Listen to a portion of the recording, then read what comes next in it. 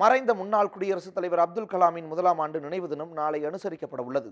ராமேஸ்வரத்தில் உள்ள கலாமின் நினைவிடத்தில் அவரது திருவுருவச் சிலையை பிரதமர் நரேந்திர மோடி காணொலி காட்சி மூலம் நாளை திறந்து வைக்கிறார். இதற்கான ஏற்பாடுகள் தீவிரமாக நடந்து வருகின்றன.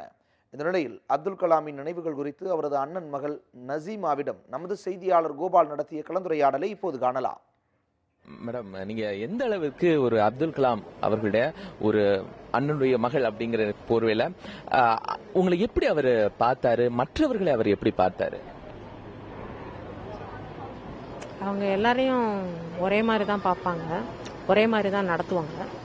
ஆனாலும் எங்கே திறமை இருக்கு, அவங்களுக்கு நம்ம கொஞ்சம் வாய்ப்பு கொடுக்கணும் அப்படின்னு யோசிப்பாங்க. நான் நிறைய பேசிட்டே இருக்கிறதுனால அவங்களுக்கு என்னை ரொம்ப பிடிக்கும். நிறைய கேள்வி அவங்ககிட்ட கேட்பேன். அவங்க சொல்லுவாங்க, நானும் சின்ன வயசுல இப்படி தான் இருந்தேன், எல்லா இடமும் ஓடிட்டே இருப்பேன், ஒருவேளை கடைசி பிள்ளைங்கள்லாம் அப்படி இருக்குமோ அப்படின்னு சொல்லி கேட்பாங்க.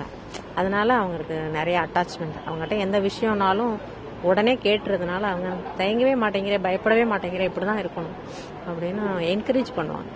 அவருடைய வேர்ட்ஸ் ஏதாவது ஒண்ணு உங்களுக்கு ரொம்ப இன்ஸ்பயரா இருந்துச்சு, நீங்க அடிக்கடி மத்தவங்கள்ட்ட சொல்லக்கூடிய விஷயங்கள் அப்படின்னு என்ன?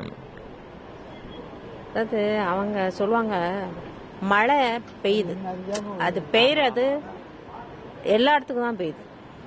அது ஒரு இடம் மழையா இருக்குன்னு சொல்லி அந்த மழை பாறையா இருக்குன்னு அது அப்படி இல்லை, ஆனா சமமா தான் பெய்யுது. அந்த மாதிரி நம்மளும் இருக்கணும், எல்லாரு கூடயும் ஒரே மாதிரி பழகணும். நல்லவங்க, கெட்டவங்க, பணக்காரங்க, பதவியில இருக்கவங்க அந்த மாதிரியே பார்க்க கூடாது. மனுஷன் அப்படின்னு மட்டும் பார்க்கணும். மனுஷனா மனுஷனா பார்க்கணும் அவங்க சொல்றது.